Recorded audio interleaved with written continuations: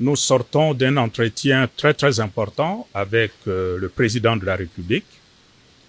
Cet entretien fait suite aux initiatives que lui-même avait déjà prises en allant à la rencontre du chef de l'État du Burundi et puis du Congo-Brazzaville. Ce sont des échanges qui ont porté essentiellement sur des sujets d'intérêt national.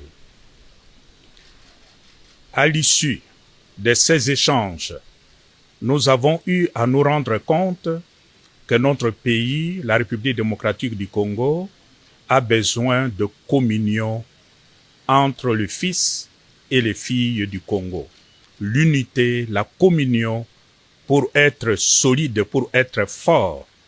Comme vous le savez tous, notre pays aujourd'hui souffre d'une agression qui vient essentiellement de l'Est du Rwanda. Nous le savons. Mais comment pouvons-nous faire face à une telle agression si nous sommes divisés entre nous, les fils et filles du Congo? À l'issue de nos échanges et face aux enjeux, le chef de l'État, conformément à l'initiative qu'il avait déjà prise en allant trouver ses collègues chefs d'État de pays voisins, a levé l'option, et j'ai l'honneur de vous l'annoncer, le chef de l'État a levé l'option d'engager notre pays dans un dialogue entre fils et filles du Congo, un dialogue inclusif, naturellement aux conditions qui se préciseront chemin faisant. C'est l'occasion pour moi aujourd'hui, au nom de tous mes collègues qui sont ici, les chefs religieux, d'exprimer ma gratitude au président de la République qui, en tant que père d'une nation, d'une famille, s'est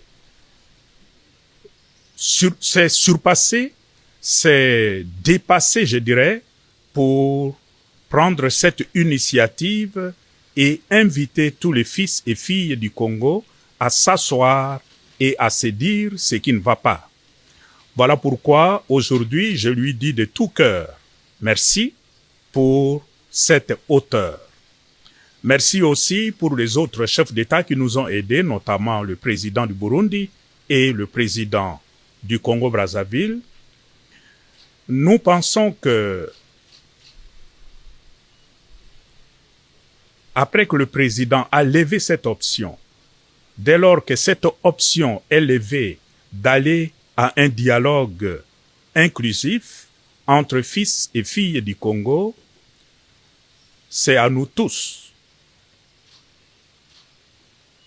ceux qui sont au pouvoir, tout comme ceux qui sont dans l'opposition, de s'inscrire dans cette dynamique pour que cette initiative puisse aller de l'avant, porter de fruits, pour que tous les fils et filles du Congo puissent vivre enfin en paix,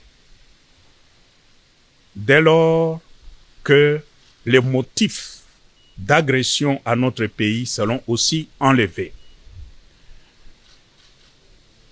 Voilà, de façon synthétique, les contenus de notre rencontre d'aujourd'hui avec le chef de l'État. Et nous, en tant que chef de confession religieuse, nous avons accepté cette mission que le chef de l'État nous confie et nous nous engageons à porter de l'avant comme un apostolat pour le grand bien de notre pays.